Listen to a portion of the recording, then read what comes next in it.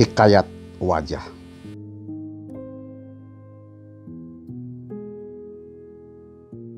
Selama hidupku, tak pernah merasakan kaget sehebat ini.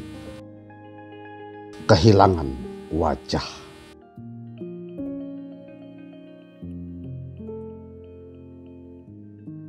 Entah bagaimana mulanya, tiba-tiba wajahku raib. Tentu saja aku kaget sekaligus malu.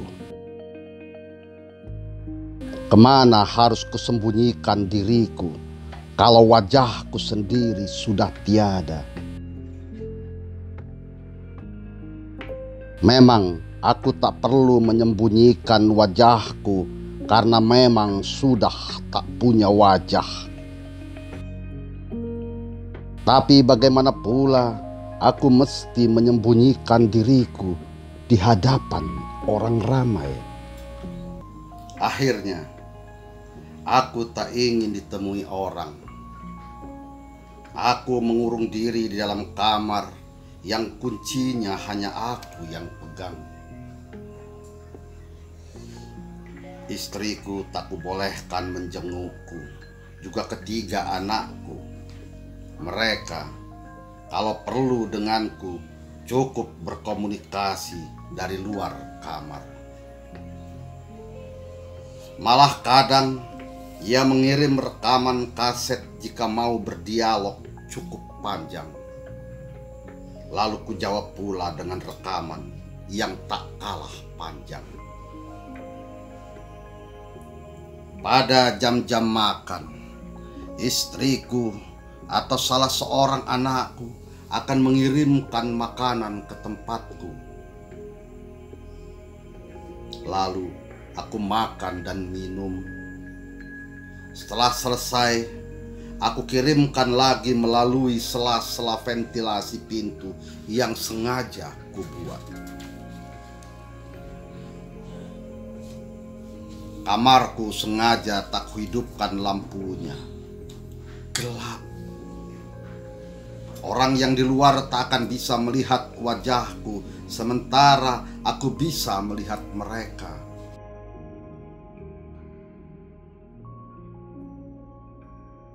Aku seperti manusia kamar.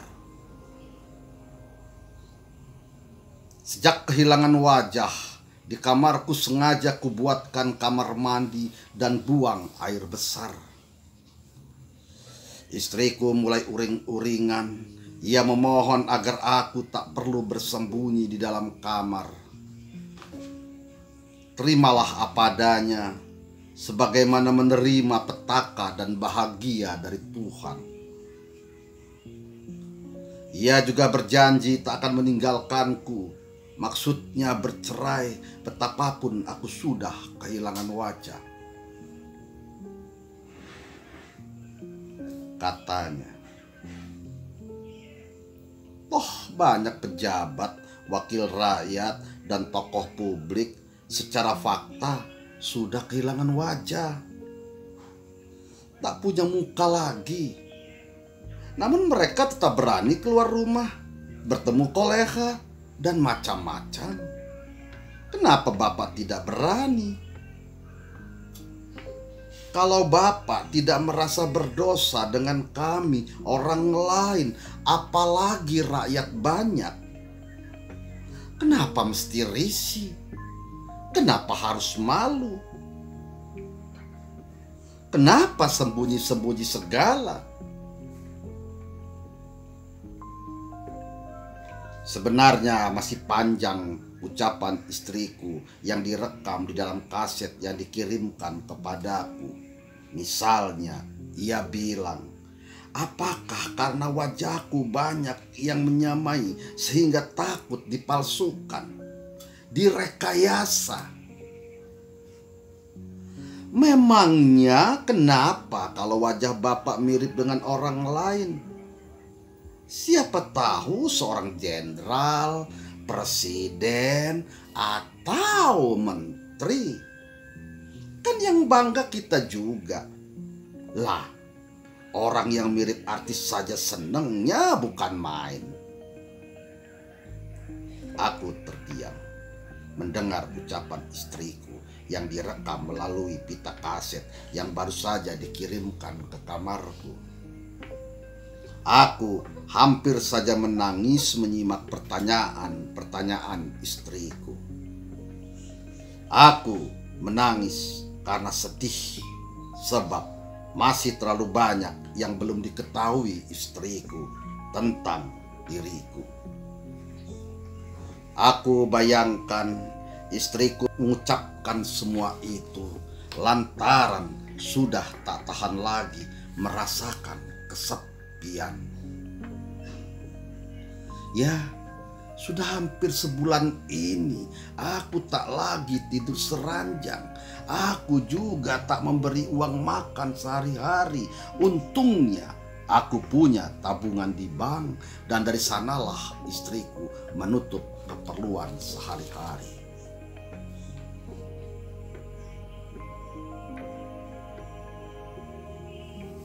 "Jawab, Pak," kata istriku dari balik pintu. Istriku berharap aku mau menjawab pertanyaannya yang direkam kaset barusan. Aku diam. Kupikir belum waktunya aku menjawab semua pertanyaannya. Aku malas, aku kecewa. Setiap kali mengingat kenyataan seperti ini, kehilangan wajah. Siapa pula yang berani mencuri wajahku, padahal ia menempel di tubuhku? Bukankah kalau wajah dipereteli dari tubuh pemilik wajah bisa mati? Kenyataannya aku tidak. Ini benar-benar ajaib, mukjizat, keanehan yang luar biasa. Itulah sebabnya baru kali ini aku merasakan kekagetan yang sangat dahsyat sepanjang hidupku. Tapi aku tak bisa protes, karena siapa pencurinya pun aku tidak tahu. Sialnya, wajahku hilang dari tubuhku saat aku terlelap, seperti seorang dokter saat melakukan pembedahan. Aku tak merasakan apa-apa. Aku tersadar begitu bangun, wajahku sudah tak ada lagi. Anehnya, kalau itu pembantaian, tidak ada darah menodai tempat tidurku. Aku hanya bisa meratapi nasibku, menyesali takdir kalau ini benar-benar takdir Tuhan. Kenapa aku kehilangan anggota tubuh yang amat berharga? Kalau aku harus memilih, lebih baik dan lebih ikhlas aku kehilangan harta daripada kehilangan wajah. Sungguh, kasus ini amat naif sekaligus tak masuk akal. Absurd. Tak masuk akal. Iya, kendati ini fakta. Banyak orang kemudian mendatangi rumahku, ingin membesuk atau katakanlah ingin melihat sesungguhnya yang terjadi pada diriku.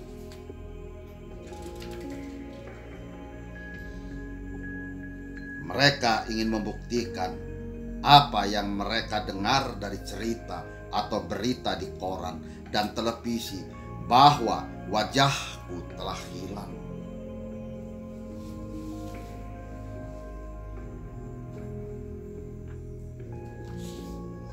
Melalui istriku, mereka berharap aku bisa menampakkan diri barang semenit saja. Mereka cuma ingin bukti, ibarat seorang wartawan perlu cross check alias konfirmasi. Soalnya pemberitaan yang mereka baca dan dengar semuanya hanya dari satu sumber. Mereka ingin langsung melihat atau setidaknya mendengar langsung dari Bapa, ujar mereka sebagaimana yang ditulis. Soalnya pemberitaan yang mereka baca dan dengar semuanya hanya dari satu sumber. Mereka ingin langsung melihat atau setidaknya mendengar langsung dari Bapa, ujar mereka sebagaimana yang diutarakan istriku. Aku malas menjawab. Aku ingin melihat reaksi masyarakat dengan kabar yang diterima apa adanya.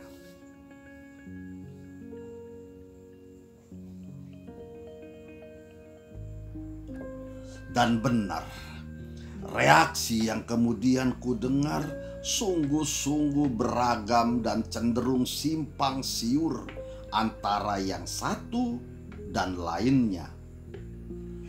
Ada yang menudingku hanya ingin mencari popularitas.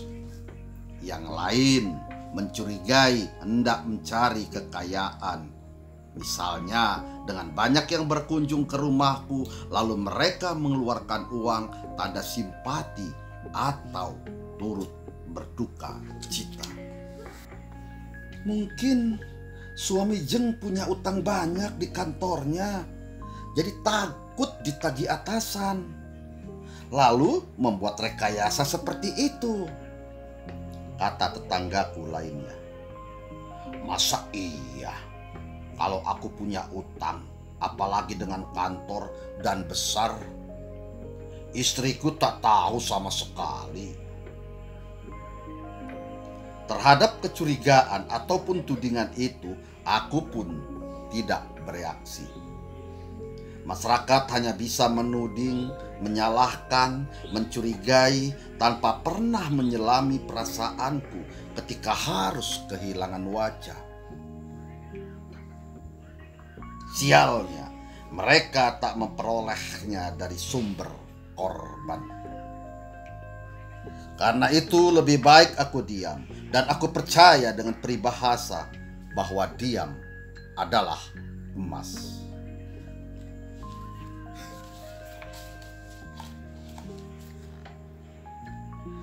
Tidak bisa, Pak. Zaman sekarang peribahasa itu sudah tak berlaku lagi. Semakin Bapak diam, orang makin mencurigai macam-macam, kata istriku lagi melalui kaset rekaman. Barusan saja di warung Biiminah, ibu-ibu bergunjing kalau Bapak itu bohong, pendusta kelas wahid, demi sesuatu yang besar, ketenaran. Jadi selebritis tanpa pengorbanan. Aku malu, Bapak. Malu mendengarnya. Jadi selebritis tanpa pengorbanan. Aku malu, Bapak. Malu. Malu mendengarnya. Ayolah keluar. Tunjukkan wajah Bapak sesungguhnya. Biar masyarakat tahu kalau benar Bapak kehilangan wajah. Aku nggak bisa menjawab dengan pasti karena aku sendiri tak pernah tahu kalau wajah Bapak benar-benar hilang.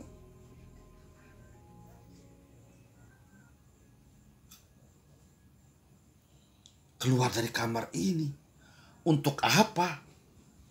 Toh, kalau mereka tahu juga, mereka tak akan bisa mengembalikan wajahku yang hilang.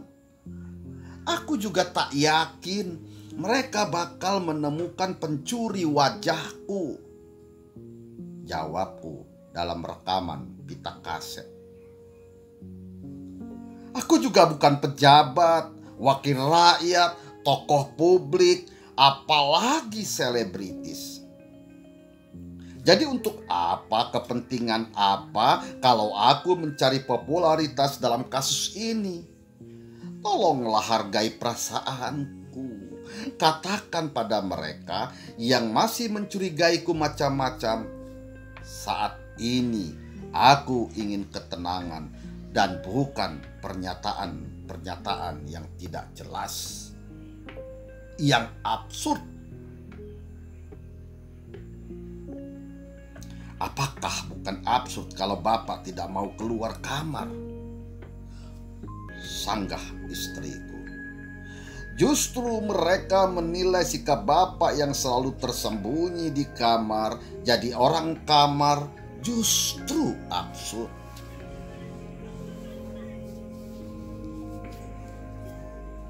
Tak masuk dalam logika berpikir kebanyakan orang. Bapak malah ditengarai tengah merekayasa sesuatu demi sesuatu yang besar, yang dahsyat, yang sensasi, tetapi sekaligus dengan cara murahan. Kamu sudah termakan opini publik, bantahku. Kau ikut-ikutan dengan pendapat umum tanpa pernah menyelami perasaanku yang kini tengah gundah gulana karena kehilangan wajah. Semestinya kau jangan terpengaruh. Sebaliknya, ikut memikirkan bagaimana caranya menemukan kembali wajahku. Apa kau takut kalau suatu ketika wajahku dipalsukan oleh orang lain demi kepentingan pribadinya? Misalnya, wajahku itu dimanfaatkan untuk merampok uang negara, membumi hanguskan negeri ini. Dan apa kau tidak lebih malu ketika melihat wajahku terpampang di sejumlah media massa sebagai penjahat?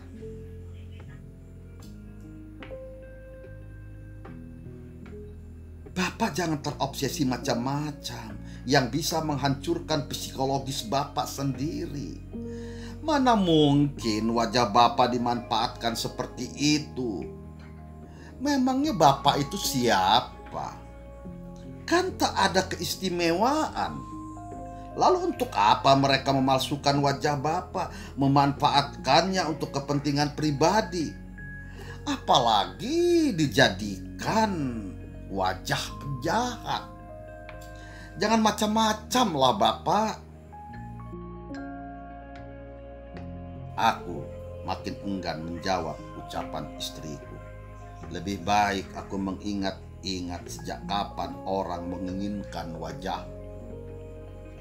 Apa alasan pencuri tiba-tiba sangat tertarik dengan wajahku? Apakah karena tampan? Apakah aku cerdas? Apakah wajahku punya pengaruh besar bagi suatu perubahan atau pendapat umum?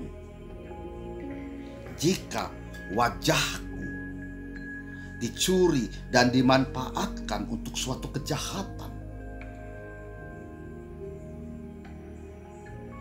dan berpuluh-puluh pertanyaan menggoda benakku, menggoda. Sialnya, tak juga terjawab. Akhirnya aku terlelap. Istriku lupa, saat ini justru banyak orang dari kalangan tak istimewa diseret untuk dimanfaatkan kepentingan pihak-pihak tertentu. Lalu ia terkenal, diberitakan setiap waktu oleh seluruh jaringan media, hanya karena wajah mereka mirip atau sengaja dimirip-miripkan dengan sketsa wajah yang disebarkan.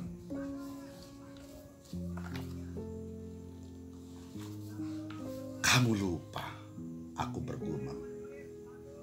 Namun pada siang hari aku dikejutkan gedoran pintu. Aku mendengar teriakan istriku memanggil-manggilku. Juga suara anak-anakku yang berteriak, "Bapak! Bapak! Bapak!" "Ayo keluarlah Bapak, ini ada kejutan yang lebih dahsyat lagi," istriku menambahkan dengan teriakan yang tak kalah dengan anak-anak. Kejutan. Ada berita apa pula sehingga istriku mengatakan bahwa ada kejutan yang lebih dahsyat lagi? Apakah rumahku kebakaran? Apakah ada ledakan bom di desaku? Atau banjir? Aku tidak mendengar semua itu. Aku juga tak mencium rumah yang hangus, tak merasakan banjir memasuki rumahku. Lalu, kabar apa?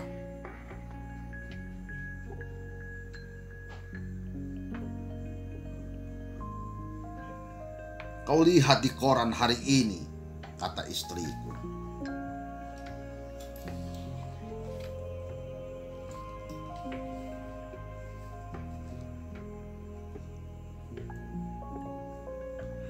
Kami juga melihat di televisi. Anak-anakku berteriak. Ada sketsa wajah Bapak, benar-benar mirip. Makanya keluar dari kamar, Pak. Orang-orang kampung sudah berkumpul. Mereka ingin kepastian dari Bapak. Apakah sketsa wajah yang mereka lihat itu benar-benar wajah Bapak? Mereka juga ingin mengucapkan sesuatu kepada Bapak. Ayolah keluar. Aku terpana, tetapi aku masih belum percaya. Bagaimana mungkin secepat itu orang menemukan wajahku? Aku malah yakin kalau wajahku yang raib itu sudah dimakan binatang buas, atau dilempar ke laut atau sungai dan hanyut entah kemana. Sekarang gantian aku yang mencurigai orang-orang kampung, istriku ataupun anak-anakku yang ingin buat sensasi. Mereka juga ternyata ingin popularitas, ingin dikenal. Mereka juga ternyata ingin popularitas, ingin dikenal. Mereka pembohong besar.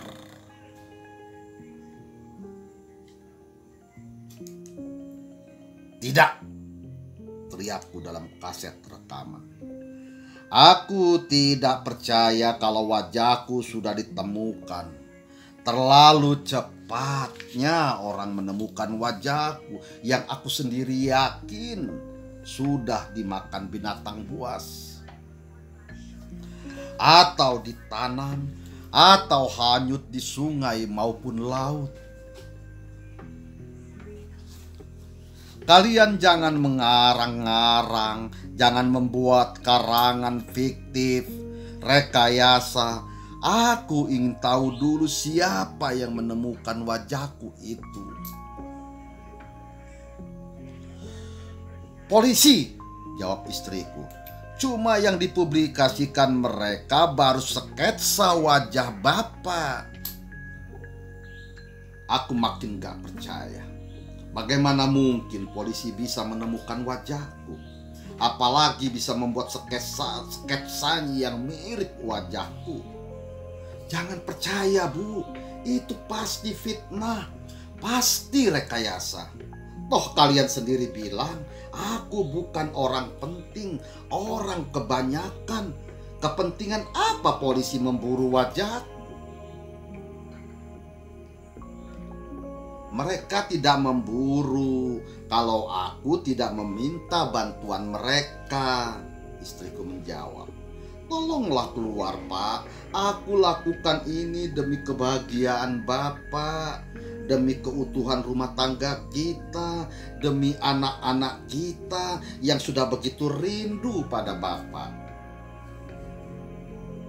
Iya, aku juga merasakan itu, Bu. Aku amat tahu, aku juga tersiksa dalam kamar ini terus-terusan. Aku janji akan keluar kalau wajahku kembali, ucapku kemudian. kataku lagi. Semula aku yakin wajahku bakal ditemukan kembali bersama pencurinya. Tetapi kemudian aku tak lagi mengharapkannya. Tak mengharapkan? Bapak sudah gila apa?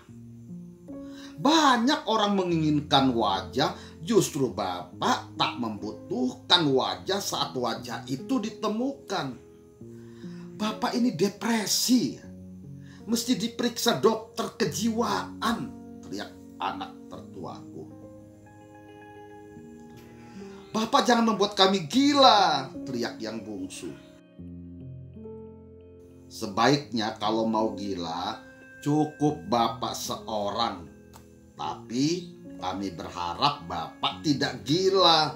Maka itu keluar, lihat sketsa wajah Bapak ini. Ayolah Bapak, istriku merayu. Tidak. Sekali lagi kukatakan tidak. Maka tetap tidak. Aku tak percaya sketsa itu adalah wajahku. Mana mungkin orang secermat itu membuat sketsa sementara wajahku dibawa kabur pencuri. Pokoknya aku tidak percaya dan aku tak mau keluar. Ini benar-benar sketsa wajah Bapak, teriak anak-anakku kembali. Tapi ku dengar ketika anakku dan istriku menangis menggerung-gerung, riuh, mengiba-iba.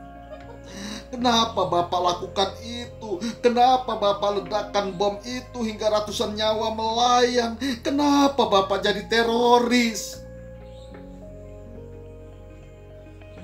Kau bukan bapakku, peki anak sulungku.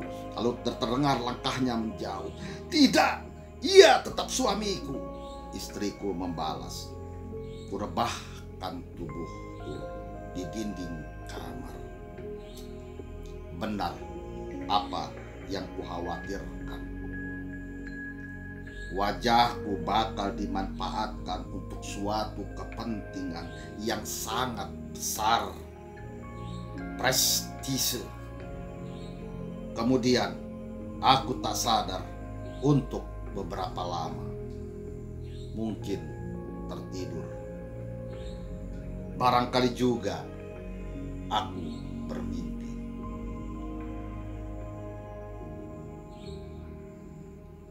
Selama hidupku tak pernah merasakan kaget sehebat ini. Kehilangan wajah. Tentu saja aku kaget sekaligus malu. Dan aku tak pernah merasa bangga ketika dikabarkan wajahku ditemukan lagi siang ini.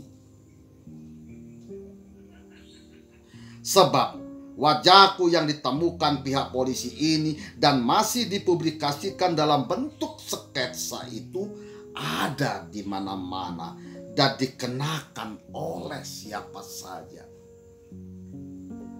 Termasuk para tersangka peledakan bom di sejumlah tempat. Sungguh, aku benar-benar sedih. Ingin rasanya semua ini benar-benar mimpi. Sungguh, aku benar-benar sedih. Ingin rasanya semua ini benar-benar mimpi. Lampung, 18 November 2002.